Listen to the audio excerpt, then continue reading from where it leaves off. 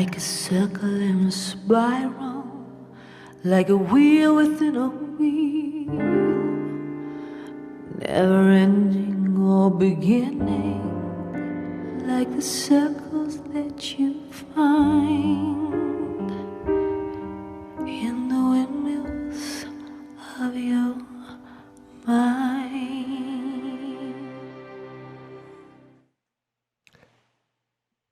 This segment is sponsored by Debonair Cigars. Visit StogieGeeks.com/Debonair for a list of retailers who carry Debonair. Buy some today and get a little more Debonair. Welcome back, everyone. This is the Stogie Geeks Show. This is our Debonair Ideal segment where we are going to be talking about proper ash management. Proper ash management. Say that 10 times fast. Proper ash management. I am the wrong person to be talking about proper ash management. I mean, Stogie Geeks kind of has a history. We of, have a reputation ashing on ourselves. Yeah, we do. We ash on ourselves quite a bit, actually, and that's because, well, there's a couple of different things. Are you sure? Right? You don't believe it? I just did it. And like on cue, Will ashes, and you're wearing black too. Yeah. And when you wear black and an ash falls on you, forget it. You're gray. It's all over my keyboard. I'm not joking. Right on your key. Oh, the keyboard's the worst. You got to get the can of air out, and spray it down. I have a keyboard cover like membrane, so I can just wipe it off. But still, yeah. So, speaking of that, we have this reputation. It's largely because I try to hold the ash on as long as possible. So I let the cigar burn down, and it's kind of like it's like a feeling, right? It's like you just kind of got to know when the proper time to get that ash off.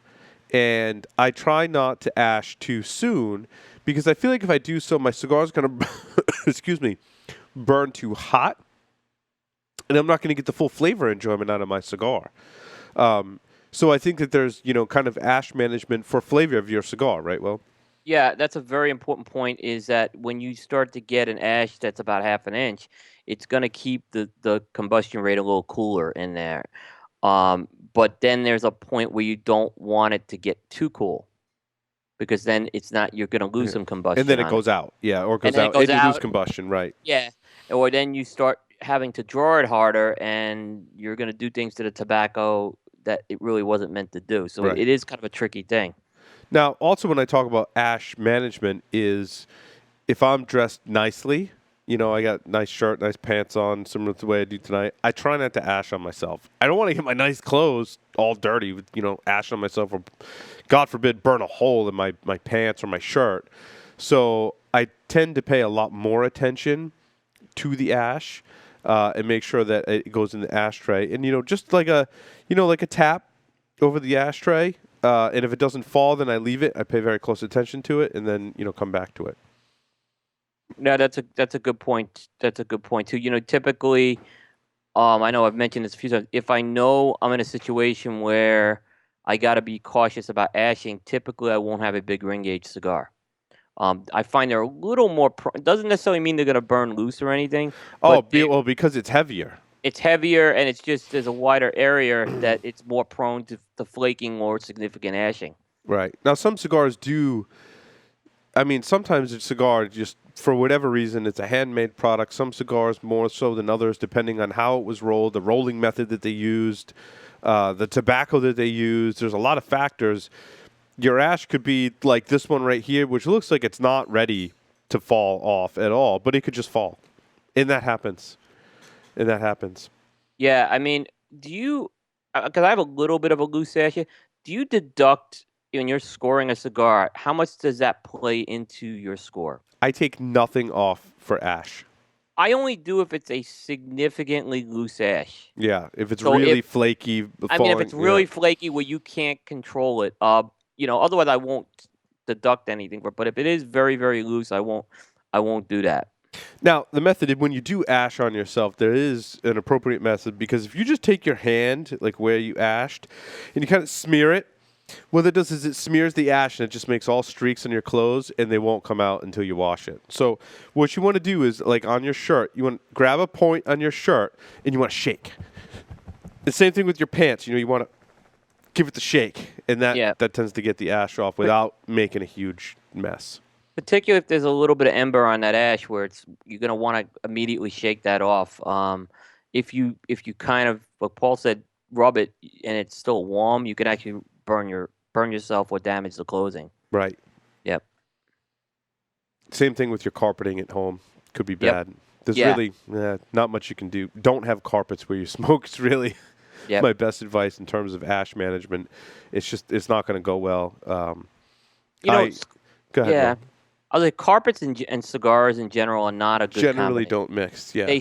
They will. I mean, there was a cigar club that closed by me, and when they were closing, I heard they pulled out. They had a rug in there, and that rug, I mean, smelled so bad because so carpets and cigar smoking areas are not real good. That's probably another segment we can actually do at some point on smoking areas. Yeah, But yeah, it's just kind of like your smoking environment, if you will. What's your Yep. proper smoking environment? It kind of ties Yep. into ash. Because I mean, I was looking at my office today and had this, that kind of thought is, the ash. Just no matter what you do, if you're sitting at your desk smoking while you're working, your work environment's going to get really dirty. And if you have tile and like a glass top desk like I have, it's pretty easy to clean up. But you don't want a desk or area that's really cluttered either, because the ash is just going to, no matter what, get into all the nooks and crannies of everything.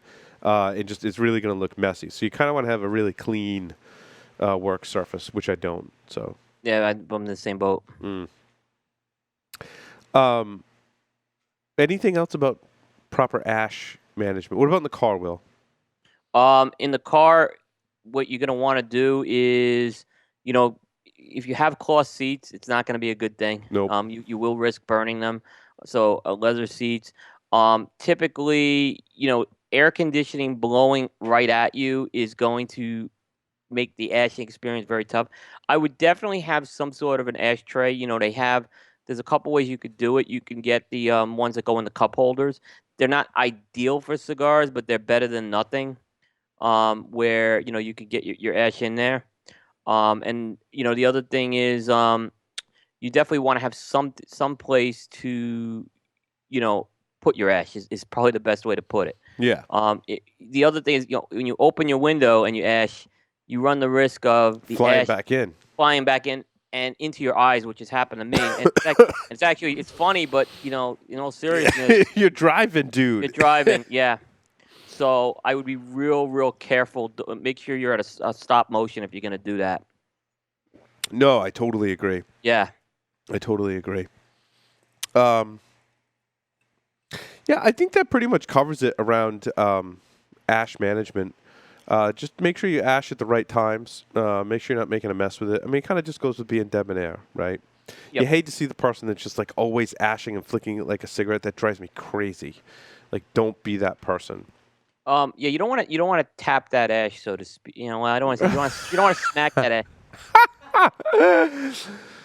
I found out there was a porn star named Tap That Ash. Someone was telling me. I didn't know this. Really? Yeah, actually. Why am I going there? Why? For you, of all people, Will, I was so well behaved this whole show, and you just take it right down into the gutter. Send those pictures to the show. Yeah, the show at StoeyGeeks.com. We want to see people tapping that ash. No, we don't. No, we don't. No, we don't. Oh, boy. Well, that concludes our Debonair Ideal segment. We're going to take a short break, come back with our Stogies of the Week, so stay tuned. Don't go anywhere.